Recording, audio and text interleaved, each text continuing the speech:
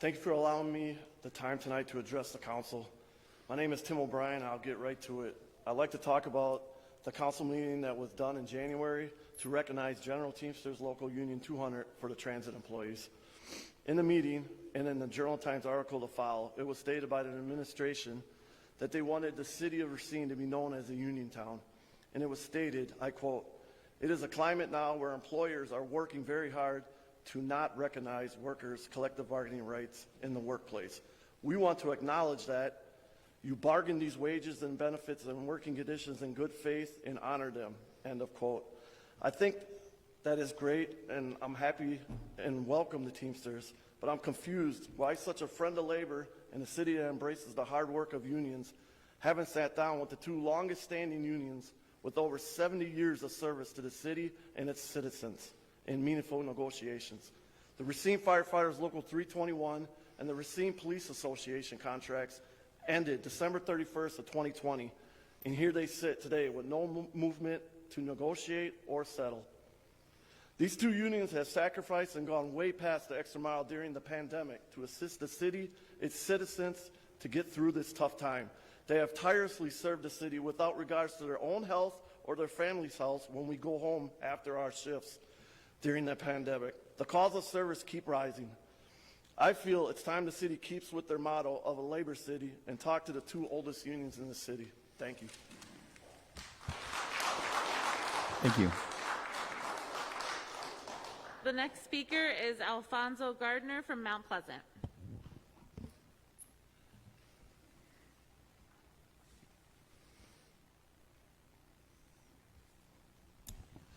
Thank you. First of all, I want to say that I'm glad to see everybody here. Everybody's safe and everybody's looking well. Now let me get to what I'm going to talk about. There have been some misconception about what's going on here. All I want is fairness and transparency and honest conversation. I've been living in Racine County all my life. Went to Horlick, went to, well now it's Red Apple, but it was Washington Junior High School, Garfield. And for the black community, we have never been at the table when decisions are made about things in our area. And it's time that that stop. We are taxpaying citizens. We need to get respect like everybody else. That's all I ask for is transparency and respect. We still number 2 for the worst place for blacks to live in the United States. We shouldn't be there. In my opinion, the reason why we're there, you leave us out. Don't even talk to us. Make decisions for us and about us, but don't talk to us. That don't make sense to me. It doesn't.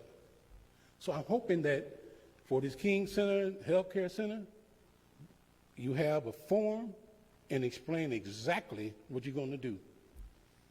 Exactly.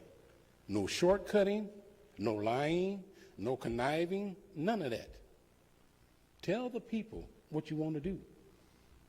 Now, we have 5 black elected officials here, 2 on the county, and 1 appointed at Racine Unified. So that's 8. I have never seen 8 black people that can make decisions in my life since I've been here. That's a win for us.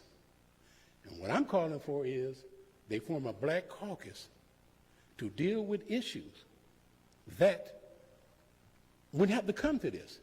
You could go to the caucus and let the caucus come out here and say what's going to happen. That's a win for all of us. That's all I ask. I've been fighting for development, everything for this city, jobs and everything. I'm going to continue doing that because I've been here all my life. I'm raised here, born here, and I'm going to stay here till I die. So let's get serious about what we're doing. Include everybody. Don't leave nobody out. Nobody. Because we all taxpayers, we all count, we all are human beings.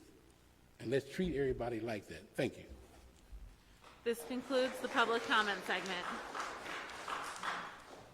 We'll now move on to the committee reports. The first report is the Finance and Personnel report. A little rusty on the microphones here. Alder Taft, do you have items for separate consideration? I do have 2 items for separate consideration. Please proceed with the first. Okay. Let's see. First item 145-22, communication sponsored by Mayor Mason, Alder Jones, Alder Horton, Alder Lemke, myself, Alder McCarthy, and Alder Mi'kmaq on behalf of the Human Resources Benefits Manager, requesting to appear before the Finance and Personnel Committee to discuss an increase in paid parental leave offered. Recommendation of the Finance and Personnel Committee on March the 7th is that paid parental leave offered for non-represented employees be increased from 80 hours to 320 hours. Fiscal note, for the remainder of 2022, the salary and fringe benefit associated with this wellness-related benefit will be charged to the insurance fund. Sufficient funds are available in the insurance fund to cover any costs for 2022. While costs will fluctuate from year to year, we'll use 2022 to forecast a budget methodology for subsequent years. Would you like to make a motion? I would like to move for approval. There's a motion for adoption by Alder Taft, seconded by Alder Coe. Discussion. Alder Taft, would you like to speak to the motion?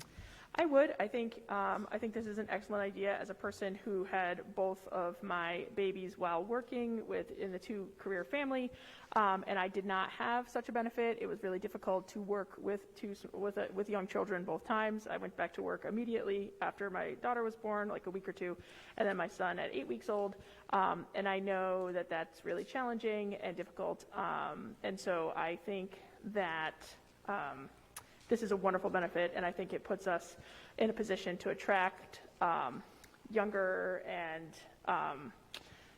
workers, people that are interested in having these benefits. I think it makes us a leader in our community, in our surrounding area, and I think this can only benefit us. So I'm really grateful that we're bringing this forward. Thank you. Alder Rouse. Thank you, Your Honor. So I have a few questions. I was able to speak with some representatives from Milwaukee, Dayton, Ohio, and Madison on their passing of their parental leave policy. And for the most part, everyone said that the process was smooth, that it was well utilized, and that they hadn't been seeing large hiccups. However, the one consistent, I wouldn't call a headache, but I'd say an area to be addressed was when it came to extending the benefits to unionized members, whether it be police, fire, or transit, which is something that we can realistically either expect or want for our city to expand that far. But are we prepared to handle the influx in costs with something like that? Has that been thought about in the long term for us moving forward with this? Yeah, I'll refer your question to the city administrator. If I can figure out how to turn his microphone on. There we go. Thank you, Alder Rouse. Yes, this obviously would be a subject of collective bargaining, and it would be something that would be negotiated at the table with the representatives of the unions that were interested in the benefit. And then, as you know, collective bargaining is a give and take and a package of compensation and benefits and, an overall, package that we offer. So if there was a cost to the city to extend this benefit, it'd be weighed against all the other wages and benefits that would be negotiated at that time.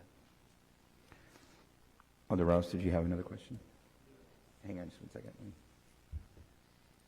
Please continue. Thank you. Thank you for that answer.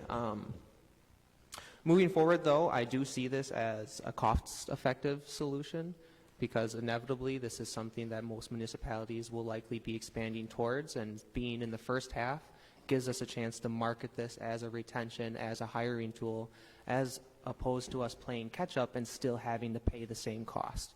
Doing this now gives us a chance to market ourselves, bring people in, young families like myself, and get the most out of these dollars. Thank you. Alder Mi'kmaq.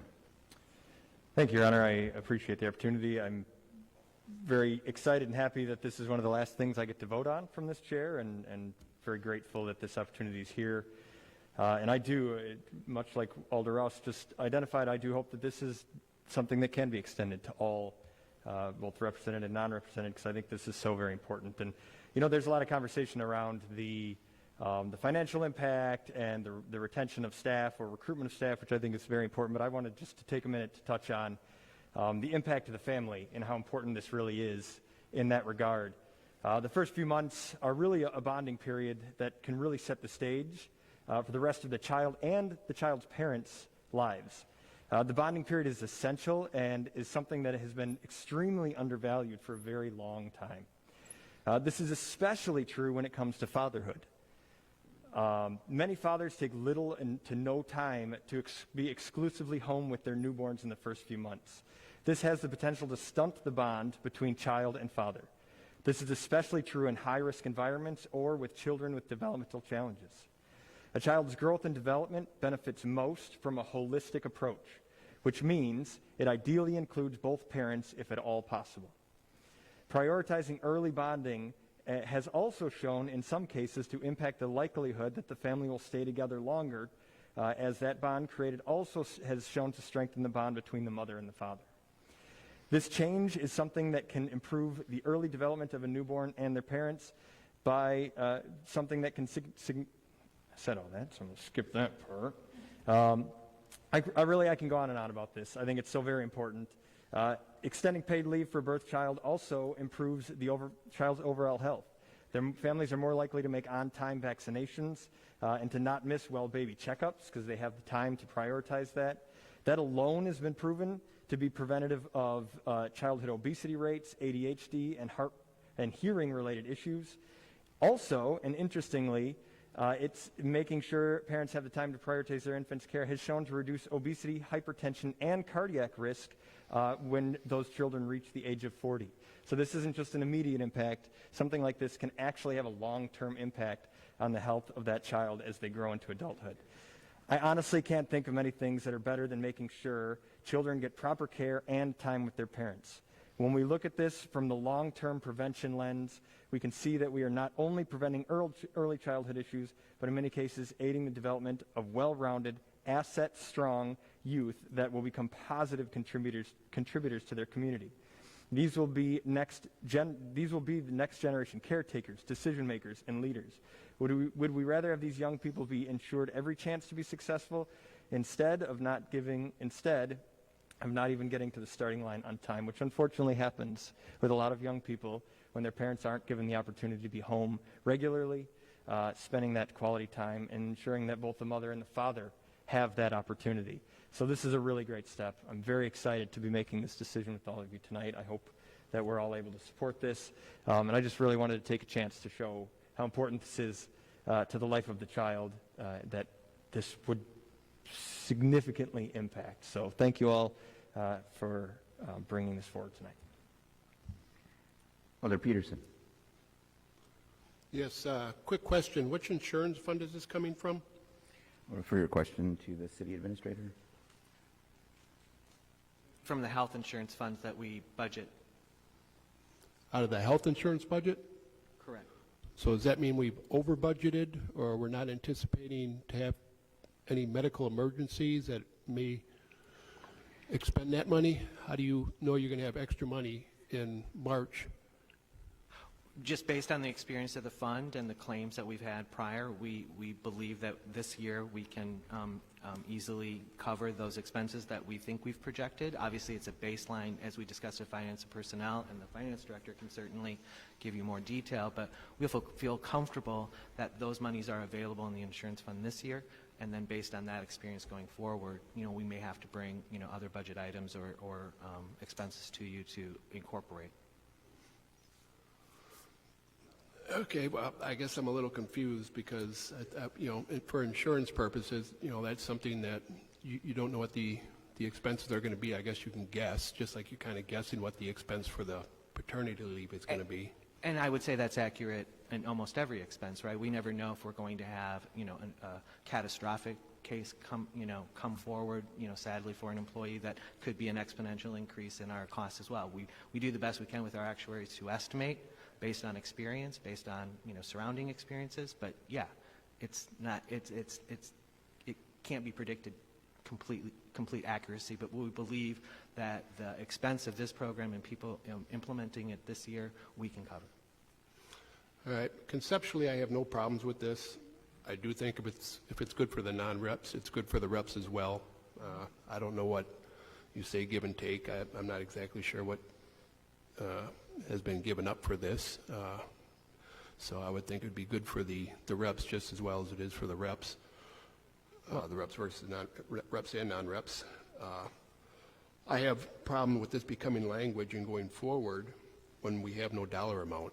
Okay, insurance is going to cover it for this year. We've over budgeted for insurance. But I have a problem with it being permanently in place with no budget number, no dollar numbers attached to it. Conceptually, no problem. Put a dollar value to it. And if I could just add that I completely agree with you that for non-reps, or I'm sorry, for collective bargaining units, they can come forward any time if they're interested in this particular benefit or a package of benefits or wages. They can come forward any time and ask to negotiate or make an offer that the city could react to. Alder Caprillion. Thank you. I do have a handful of comments, and I was also going to speak on some benefits of this, but I think Alder Mi'kmaq was quite extensive, and Alder Rouse, so thank you, Alder Mi'kmaq. The only other benefit that I read up on was the increased rate of breastfeeding and also the fewer infant deaths.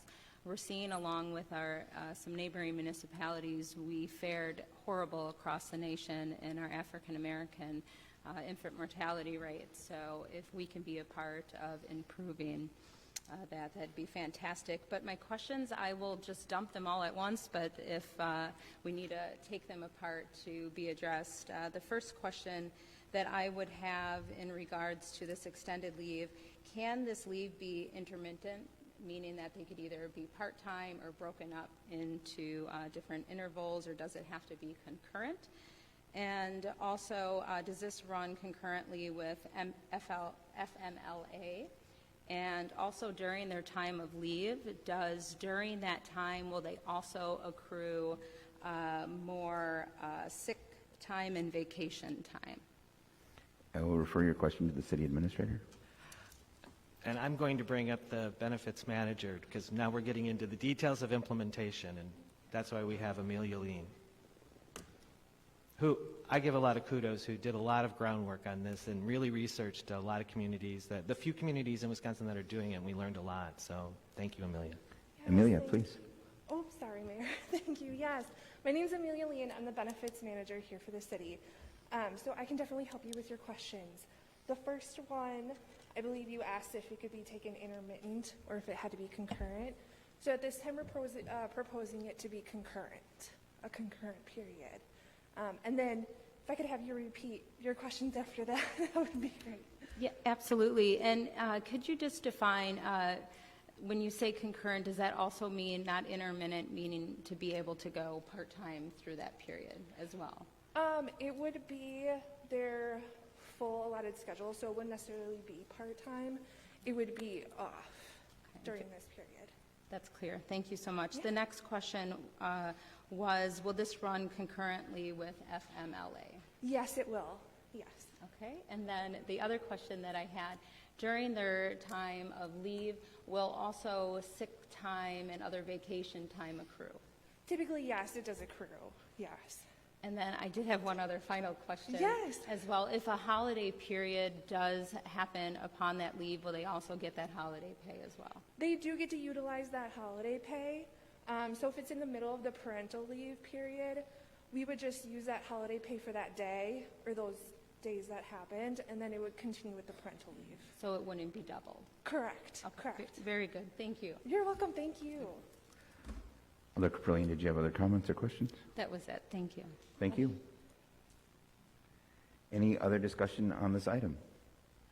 Just as a, oh, sorry, Alder Perez, I didn't see you in the queue.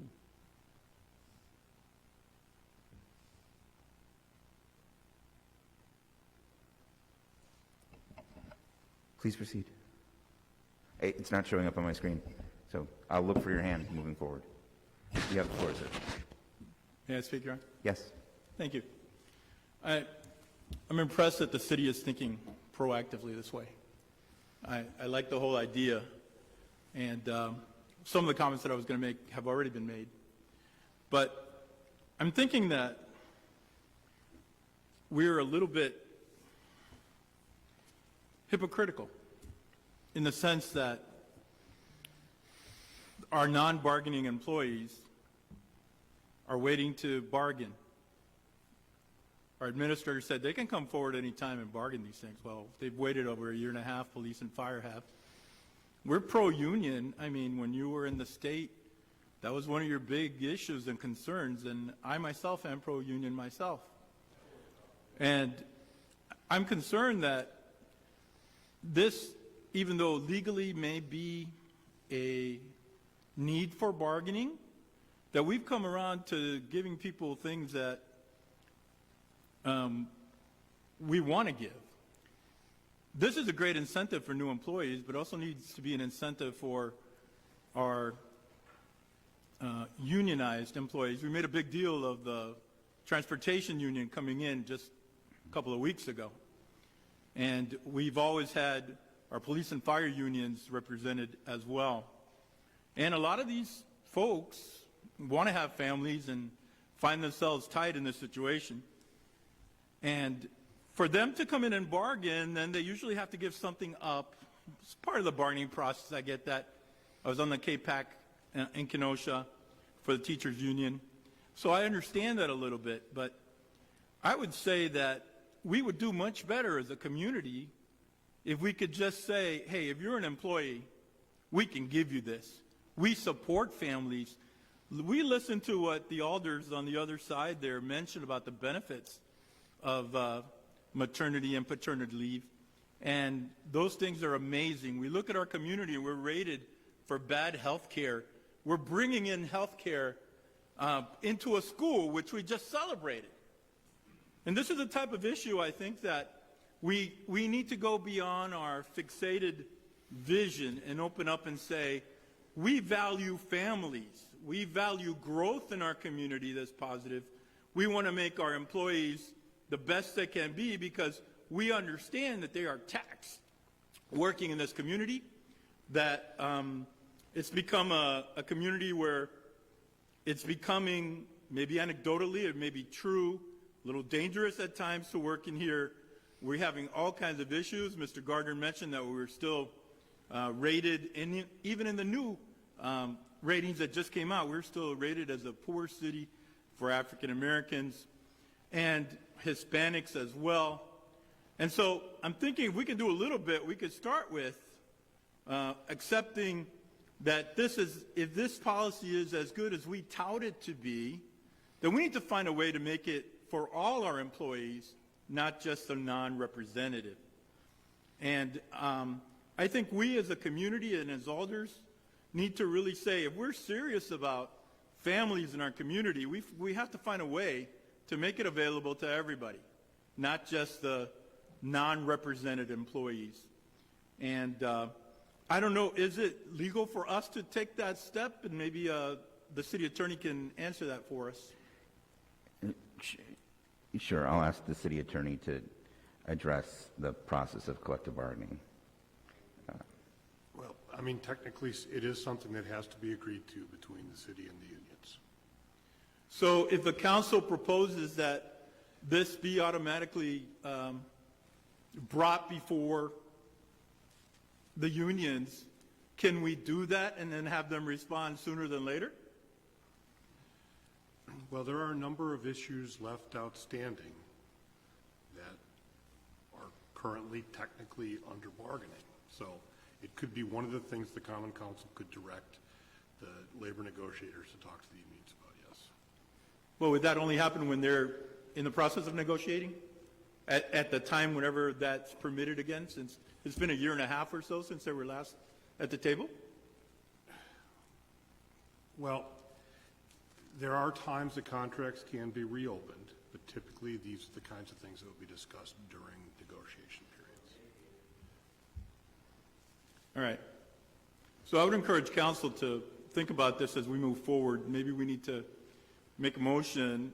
I don't know if it fits right now. It could be a new one, but that we support this policy for all employees, not just the non-represented ones. Thank you.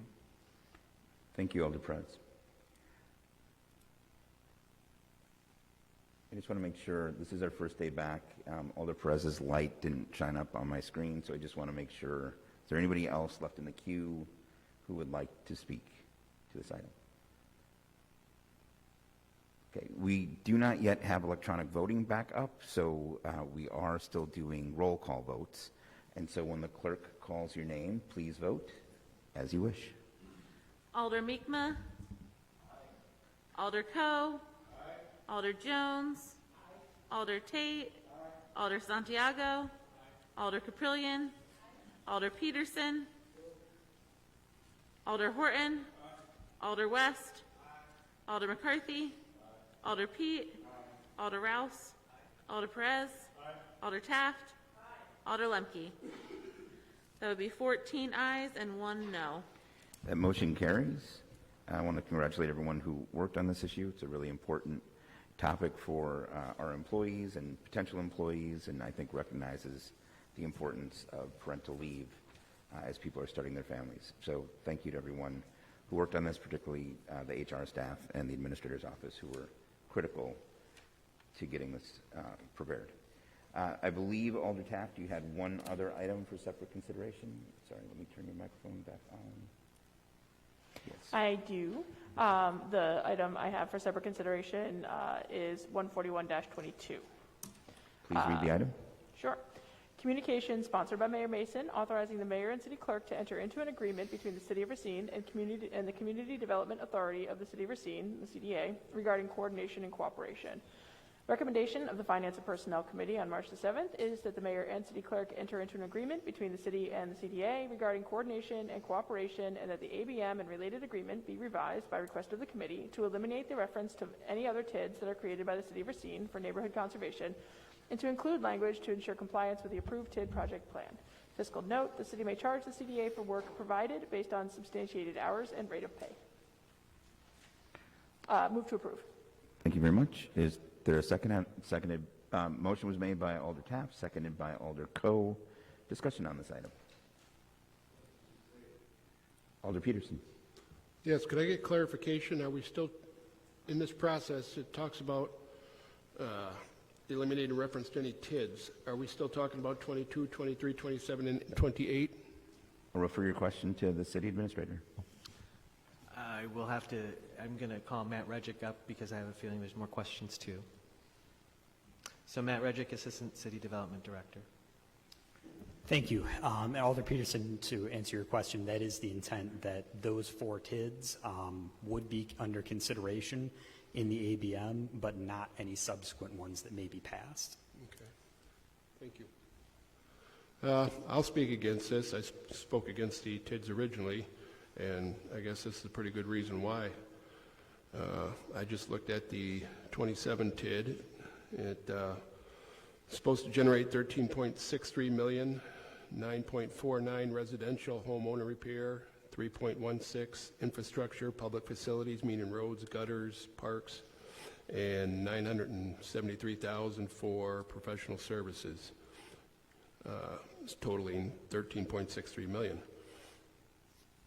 They're nowhere in there, and I understand that there's language in there about sharing, but I don't believe it was ever the intent of the council. 27 and 28 has not distributed a dime to the residents yet. I could understand if maybe 10, 15 years down the road and residents are not applying for these grants, but start siphoning off money right out of the gate is not appropriate in my mind. Thank you.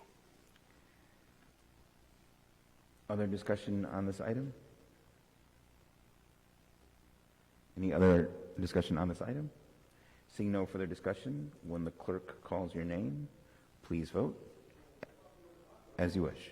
Alder Mi'kmaq. Alder Coe. Alder Jones. Alder Tate. Alder Santiago. Alder Caprillion. Alder Peterson. Alder Horton. Alder West. Alder McCarthy. Alder Pete. Alder Rouse. Alder Perez. Alder Taft. Alder Lemke. That's 14 ayes, 1 no. That motion carries. Alder Taft, did you have any other items for separate consideration? As of the time I left my house this evening, I had received no additional requests. Then without objection, we will place the remainder of these items on the consent agenda. Moving on now to Alder Jones and the Public Works and Services Committee. Alder Jones, do you have any items for separate consideration? Thank you, Your Honor. I have one item. Please read the item. Item 0143-22, communication sponsored by the Chair on behalf of the Department of Public Works, submitting bid results for contract 202-2036, Racine Public Library Rehab. Recommendation from the Public Works that the contract for Racine Public Library Rehab be awarded to Roche Construction and Engineering in their base bid amount of $1,783,280. They being the lowest responsive bidder. Fiscal note: funding is available in the following library trust fund accounts: New Facilities Trust Fund, Bunke Trust Fund, Emily Lee Trust Fund, and the Library Foundation. Move to approve. There's a motion to approve the item. Is there a second? Seconded by Alder Horton. Alder Jones, did you want to speak to this item? I will yield to Alder Caprellian, and after then we have the librarian, Mrs. Zimmerman, who will give a small presentation. Yes. Angie, if you want to come up while Alder Caprellian is making her comments, and we have a short presentation. Alder Caprellian. Great. Thank you so much. I do want to thank the Public Works and Services Committee for the support, and also the mayor on this item. From my recollection, as I am one of the longest members of the library board, and we have had discussions since 2002 on the expansion and rehab, and also branching out of the library since that time. And even as recent as 2015, 2016, doing some renovation work and also branching out. Nothing really got legs. I think in 2019, possibly, we did some floor plan concept changes and new carpet and things along those lines, but we never got the feet and the support to move forward. This kudos really is going to go out to our new executive director at the library, Angela Zimmerman, who's before us and who's going to do a presentation, and her exhaustive dedication to making Racine Public Library impactful and responsive to the community's needs.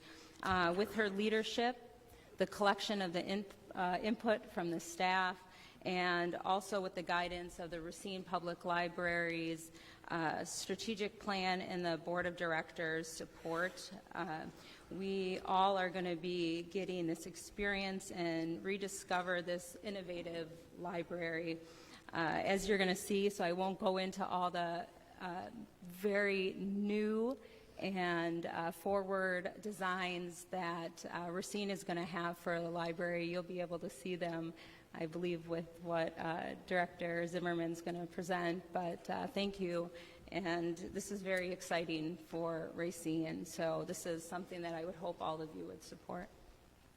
Thank you so much. For those of you who have not had the opportunity to meet our librarian, Ms. Zimmerman, in person, this is her first visit to council in person, so please welcome her. And Angie, you have the floor. Thank you, everyone. Thank you, Alder Caprellian. You just took my whole speech away. And nice to meet all the aldermen in person. It is my first time actually even in these chambers, so very exciting. As Alder Caprellian said, I was tasked with beginning in my position with rethinking the second floor renovation. So it was probably within my third full board meeting as the director here in early 2021 to begin speaking with the architects to rethink the vision and the future of the second floor renovation, or the second floor of the library. So it's all very exciting. I just would like to speak holistically really quickly on libraries in general. So libraries have been and are rethinking, changing their focus. I think I used the phrase at the Public Works Committee, from collections to connections. So traditionally libraries have always been seen as this place for the preservation of sustainable library collections, and we're focusing far more now on this community center and providing this space for the community in a, let's say, shared learning, shared experiences, cultural experiences. So the second floor renovation really brings into that idea of a responsive, post-pandemic, listening to the needs of the community and being as impactful as possible. So with that, we will begin a quick presentation of the second floor, and I welcome any questions afterwards. So this is, if you can see it okay, this is the existing floor plan of the second floor. So if you notice, there's a lot of focus on collections. So we have the nonfiction collection on both the north and south side, as well as the fiction collection north and south side of the building. This is a quick overview of the new space in the second floor. Quick look, you're going to see a brand new staircase. When you come into the building currently, you kind of don't recognize where or how to get to that second floor. Access to the Adult Services Department is a little bit hidden, and people come in wondering how to get up to that second floor. There's also a very important point over here on the west side. There's a second access point to the library via Lake Avenue. So everything we looked at in regards to this renovation was how can we be as accessible and welcoming to the public as possible. So that is the floor plan. Now we will see the renderings. So this is from Lake Avenue. This is the access point. As I'm being told by Assistant Commissioner Rooney as well, this is when we will have two-way traffic on Lake Avenue and able to get into the building via Lake Avenue. Right now the only access point is via Library Circle Drive. So this is the staircase looking in from Library Circle Drive. Again, as you walk in currently, the staircase is kind of hidden off over to the left. This brings it far more into the center of the building so people can see the access, how to get to the second floor and access the adult services collection. Again, this is from the vestibule currently on Library Circle Drive. You're going to see the staircase off to the right. That's currently where our hold collection is. That'll be relocated. Circulation desk is straight in front of you when you walk in, staircase to the right. This is the staircase access point from the second floor. I would like to point out that the staircase was a pretty big deal in the strategic plan as well, to rethink how to get to the collections on the second floor. This is the viewpoint from Lake Avenue, so we will have operationally a second service station there. To greet people as they come in. You'll see that the computers are laid out differently as well. If you visit the library right now, the computers are in the center, right in front of the information services station, which is also being relocated through this process. This is another viewpoint from Lake Avenue. This will be the vestibule as entering, a bench for seating. People will also be able to check out items on the second floor, not having to come down to the first floor at all. This is the teen area, which is very exciting. If you currently visit the second floor, the teens don't have that much of a space.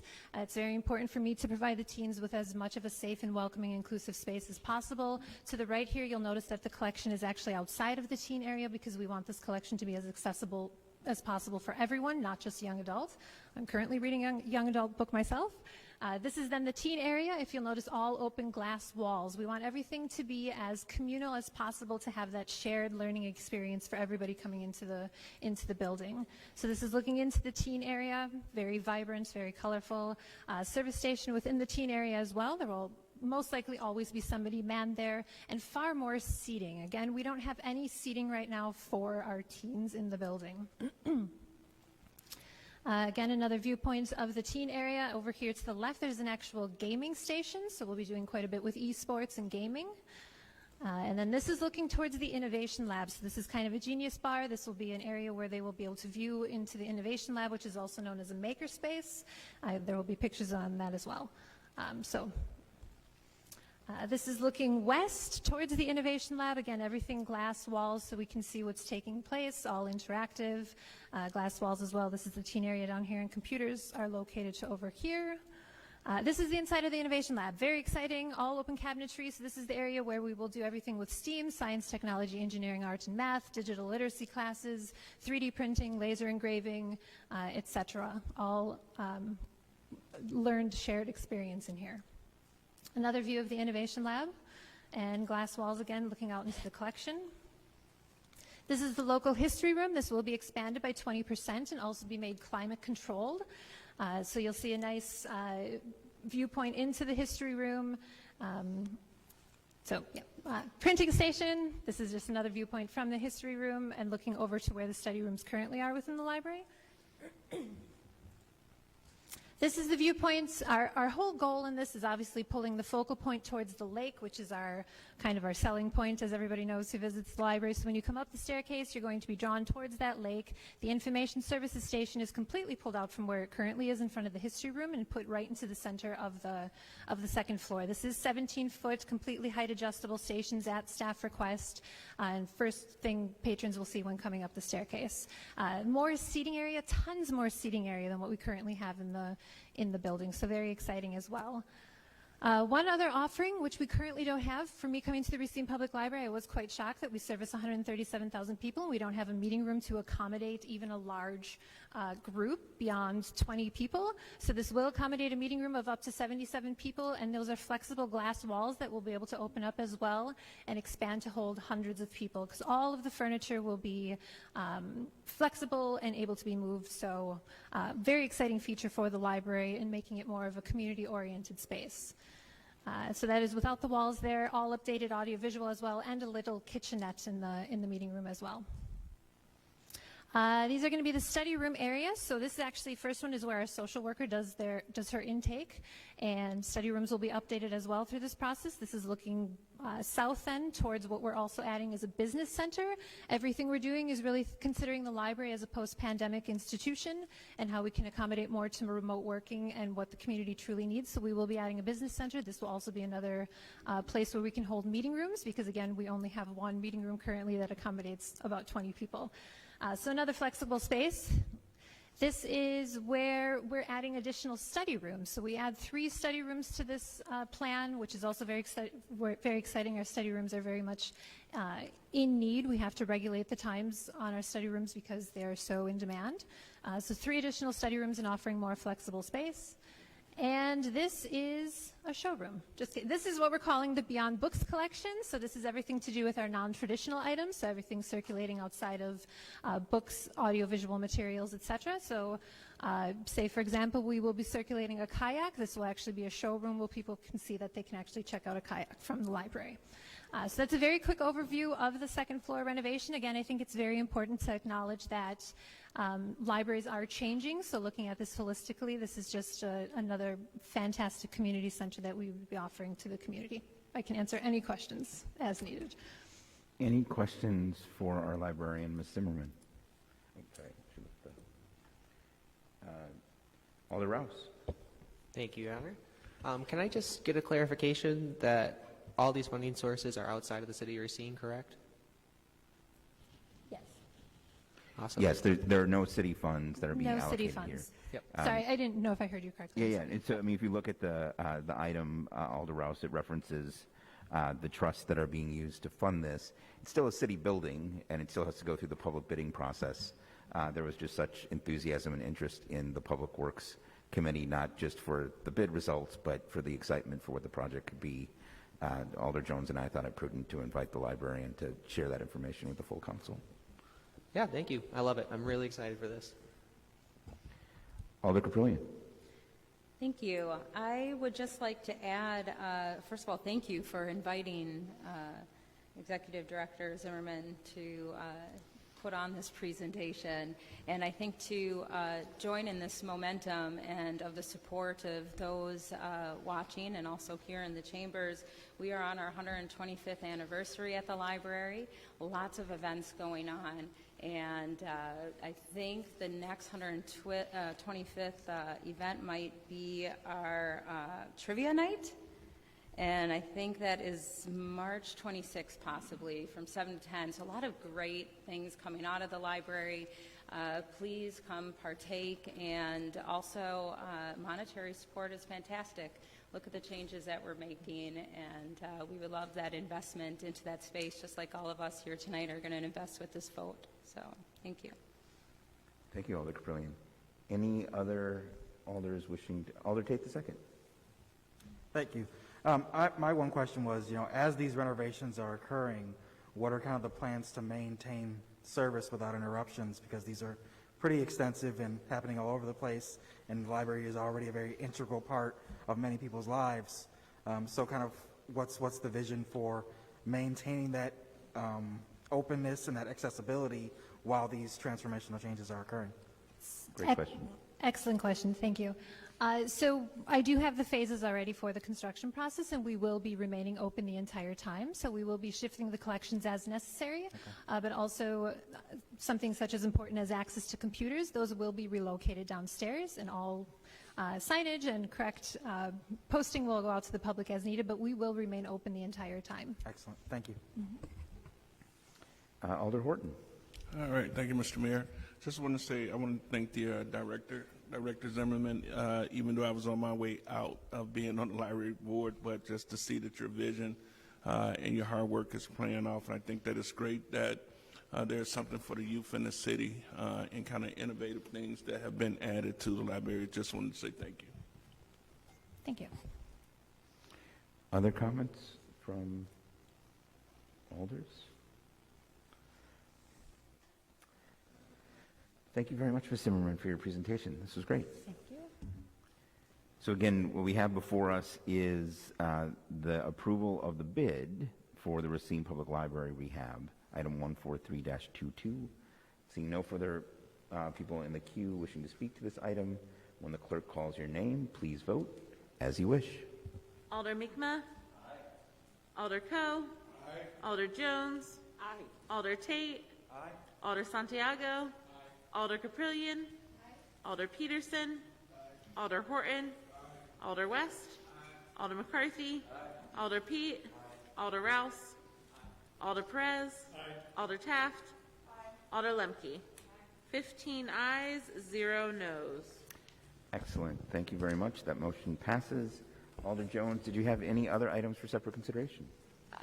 No, I do not. Thank you. And I would also just like to thank Director Zimmerman for that wonderful presentation. Hear, hear. And Thank I you. have no further items for separate consideration. Excellent. Then seeing no objections, we will place the remainder of the Public Works and Services Committee agenda on the consent agenda. We'll now move on to Public Safety and Licensing. Alder Coe, is this an item for separate consideration? Nope, not at all. Then without objection, we will place this item on the consent agenda. These items, rather, on the consent agenda. Moving on then to Planning, Heritage, and Design. Alder Pete, do you have any items for separate consideration? No, sir, I do not have any items for separate consideration. Then without objection, these items will be placed on the consent agenda. Moving on then to the Office of the Mayor report. Alder Tate, these are direct referrals, and I assume will be requested for separate consideration. Yes, they will. Item 017522, request sponsored by Mayor Mason on behalf of the Assistant Fire Chief requesting permission to apply for a mobile integrated health for COVID-19 and stroke grant through the Wisconsin Department of Health Services for the implementation of a mobile integrated health program in the city of Racine. Grants application due March 31st, which is very soon. The recommendation is that the Assistant Chief be authorized to apply for the grant. Yes. And the application will not exceed $30,000, and there is no local match required. Move to approve. So motion to approve the item. Is there a second? Seconded by Alder West. Any discussion on this item? Just people may ask, why is this a direct referral? You may notice that the timing of the grant application is due March 31st. We didn't hear about the grant until after the committees were scheduled, but in order for them to apply, we would have to take action today. Any further discussion on this item? Seeing no further discussion, and the clerk calls your name, please vote as you wish. Alder Mikma. Aye. Alder Coe. Aye. Alder Jones. Aye. Alder Tate. Aye. Alder Santiago. Aye. Alder Caprillion. Alder Peterson. Aye. Alder Horton. Aye. Alder West. Aye. Alder McCarthy. Aye. Alder Pete. Aye. Alder Rouse. Aye. Alder Perez. Aye. Alder Taft. Aye. Alder Lemke. 15 ayes, 0 noes. That motion passes. President Tate, could you read the next item, please? Next item, 0178-22, communication sponsored by Mayor Mason on behalf of the Commissioner of Public Works, submitting a professional services agreement between the City of Racine and Foth Infrastructure and Environment, LLC, for engineering services to develop plans, specifications, and estimates for design and interim planning for the construction of a city-owned transfer station for solid waste. Fiscal note, the cost of this agreement is a not-to-exceed amount of $55,600, and funds are available in the DPW Land Improvements account. This is the action item of the presentation we received during Committee of the Whole. Move to approve. The motion to approve this item for President Tate, seconded by Alder Coe. Any discussion on this item? I'll quickly speak to it. Obviously, as a city, we want to make sure that services that citizens depend on don't get interrupted, and losing the ability to transfer their solid wastes would be a significant disruption to those services, and certainly they wouldn't stand for it. So certainly moving forward with this particular proposal and making sure that we maintain a timeline so that there's minimal disruption to those services is critical. And I do want to give kudos to Commissioner Rooney for his efforts in a relatively quick turnaround since his appointment as commissioner to get a feasible option before us and, before ultimately the landfill closes, although it's actually closing sooner than the estimates we were given.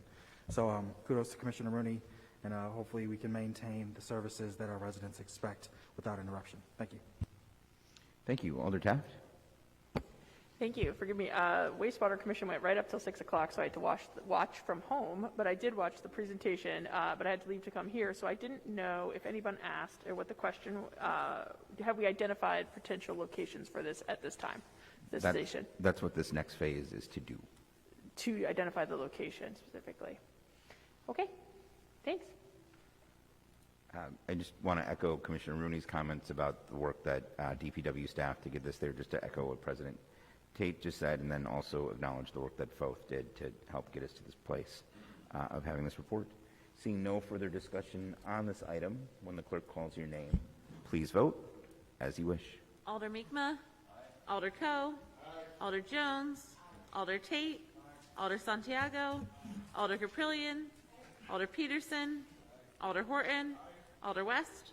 Alder McCarthy. Alder Pete. Alder Rouse. Alder Perez. Alder Taft. Alder Lemke. 15 ayes, 0 noes. We'll now move on to the consent agenda. President Tate, at this time I'd entertain a motion to approve the consent agenda. There's a motion to approve the consent agenda. I'm going to give it to Alder Jones. I think she just edged out Alder Coe there. All those in favor of the consent agenda, please say aye. Opposed? That motion carries. We are now on to Common Council announcements. Just as a reminder that Common Council announcements are limited to recognition of city residents and employees, memorials, and non-political community events. Discussion of matters related to government business is prohibited. Alder Horton. Thank you, Mr. Mayor. Just want to say happy birthday to my oldest son, Maurice Horton Jr., and that I am very proud of him. Thank you. Thank you very much. Alder Rouse. Thank you again, Your Honor. I just got to give a shout out to Stan Anderson and the Venmo Challenge of Racine for reaching their goal of $100,000 raised and donated to Racine businesses. I wish you the best of luck, Stan. Don't know what you're doing next, but thank you for your help. Excellent milestone. Thank you. Alder Mi'kmaq. Thank you, Your Honor. I appreciate a few minutes or a few moments here. As I sat down and was reading my calendar, I realized our final meeting as a council falls during spring break, and I will be in Florida. So this is officially my last meeting in this chair as a member of the Common Council. So that may be great news to some or bitter news to others. I don't know, but I think I just want to say a few words this evening, if I'm allowed to, since and maybe I will come back for a public comment or two here and there. We'll see. But so just first and foremost, I want to make sure I take this opportunity to thank the city staff. I think without the hard work and the energy and the effort and the time and the lack of thanks they often don't receive I just commend them so much. Every city employee, from inside City Hall to every role played throughout the city, is so insanely important, and they are so deeply appreciated by myself, and I am sure by all of us here on this council. So I first want to say thank you to the city staff. Thank you for working with me and any requests, questions, ideas, as crazy as they may have been, that I put forward. I sincerely appreciate all of you. I want to obviously thank my fellow council members. I've served with a great number of council folks, and I have appreciated every single one. And we may not always have agreed. We may not always have been on the same page. But I do believe that everybody does what they believe is correct, and they do what they believe is right, and I respect that. And I sincerely appreciate the time and energy that every council member puts forward to be up here. It takes courage to be a council member. It takes courage to put yourself in this chair and doing the work that gets done. And again, often thankless hours put in, and I think that is worth a round of applause from each of you. I'm not saying we should do that now, maybe later, but right now. But I think everybody deserves to be appreciated for that, and I appreciate all of you very much for this time and for, once again, giving me the opportunity to serve all of you and to serve with all of you. And that obviously extends to the mayor and his staff and his team, equally appreciative of all of the time and energy that the mayor, that you put in, that your team puts in. There's just so many good things I'm sad I'm not going to get to be a part of directly, but hopefully in some way indirectly. I obviously would not be able to wrap this up without appreciating my family. I will say my wife was a strong reason why I am stepping away. I got a lot of strong encouragement from her, but, my family is very young, and I want to be, we got the opportunity to vote on something that was very family-oriented tonight, and it's so fitting that that's one of the final things I get to vote on, because that is the main reason I'm stepping away. I'm so excited to spend more time with my two young boys and helping raise them and teach them and watch them become the men that they will ultimately become.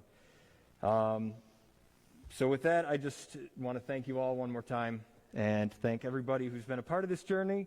I know the journey's not over, it's just changing. I look forward to seeing all of you do the good work, and who knows, best things may be yet to come. So fingers crossed, and thank you all one more time.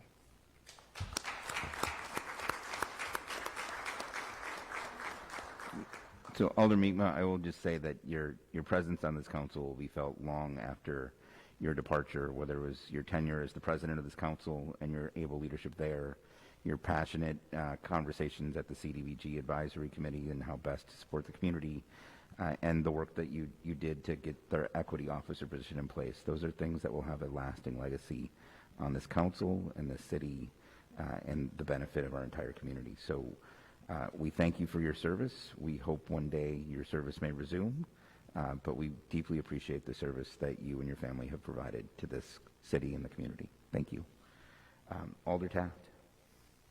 I just have to say thank you to Alder Mi'kmaq for all of the, I don't know, Alder Mi'kmaq was president when I first started and on finance committee when I first started and took me under his wing a bit, and I really appreciated that. And we've always had good conversations about things that we've agreed on and not so much agreed on, and always had really good, insightful, thoughtful, productive conversations. And I just really appreciate your mentorship and your leadership and getting to sit next to you, and just it's been a real pleasure to serve with you. So thank you for your service and all of the help that you've given me, and I know so many others on council and throughout the city. So thanks so much. Thank you. President Tate? We're going to do this. We're going to take the next few minutes and heap some praise on Jason Mi'kmaq. All right. Because it's, one, he's worth it. He's been a great alder. He's been here the entire time I've been here. He's my presidential predecessor.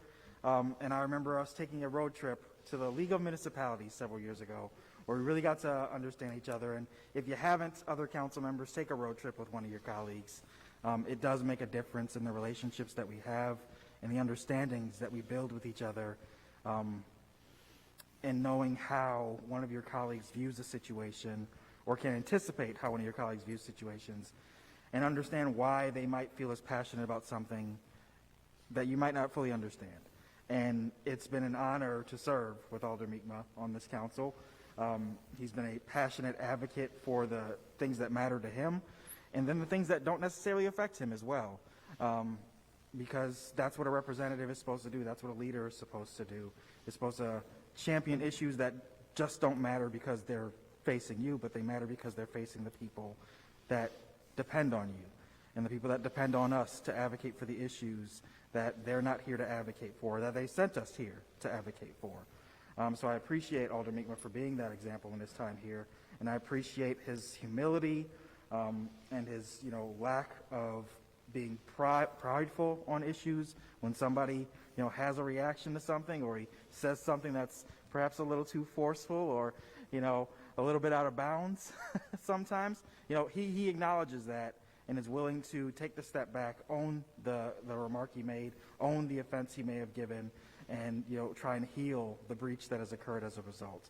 And I think those are examples of a person who is a leader, and we should all strive to be more like that if we're not already in our own regards like Jason Mi'kmaq. So his presence will be missed, but I'm sure his presence will not be entirely gone from our community as he continues to make the impact in the ways that are available to you. So thank you, sir, for your service, and thank you for your leadership as well.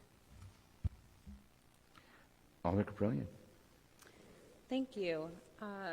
I'm sad, Alder Mi'kmaq, you will not be at the next meeting, but I'm glad we get this opportunity to speak to you and to appreciate you.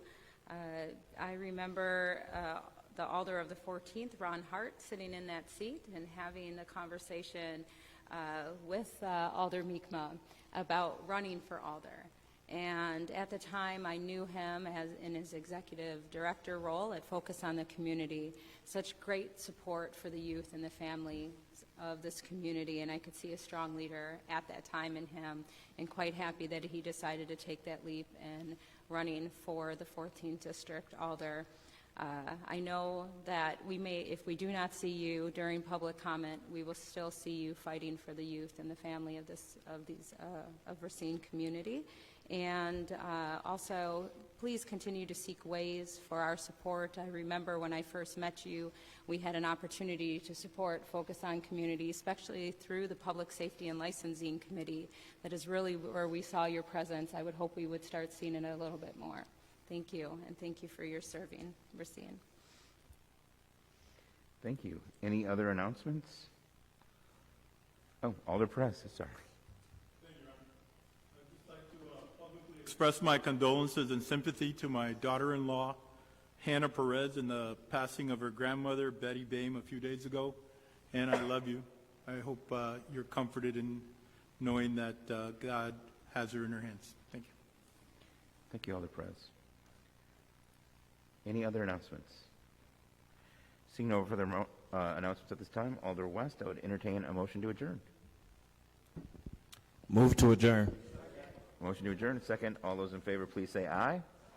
Opposed? We're adjourned.